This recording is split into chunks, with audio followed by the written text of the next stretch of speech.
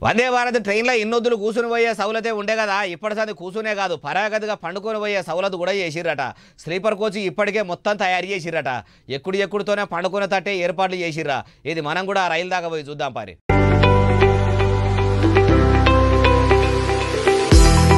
వరేవా ఏమన్నా ఉన్నదా మంచిగా మెత్తగా సీట్ల మీద వండుకొని ప్రయాణం కట్టే సౌలతులు కూడా చేసిండ్రు కదా ట్రైన్ మొత్తం చల్లటి ఏసీ నడిపిస్తారాయే కిటికీ అద్దం కూడా రాదాయే మొత్తం మీద ఈ నొద్దులు బాగా పైసలుండి ప్రయాణం కట్టిన వాళ్ళకు ఉత్తర రైల్లో పోవాలంటే మస్తు తిప్పలు అయ్యేది వందే భారత్ ట్రైన్ వచ్చిన కాడ నుంచి ఎటన్నా పోవాలంటే బిరాన వచ్చేటోళ్ళు ఇప్పుడు వందే భారత్ స్లీపర్ కోచ్ కూడా వచ్చింది కాబట్టి ఇప్పటి సంది దూరం పోయేటోళ్లకు కూడా తిప్పలు కాకుండానే ఉంటుంది మంచిగా ఇంట్లో మెత్తటి పరుపు మీద వండుకొని బేపిగర్గా నిద్ర తీస్తారు ప్రయాణం చేస్తారు కంటి నిండా నిద్రపోతే పానం కూడా అలక ఉంటుంది యాస్టక్ కూడా రాదు మరి ఈ రైలును ఎక్కడికి నడుపుతారు అంటారా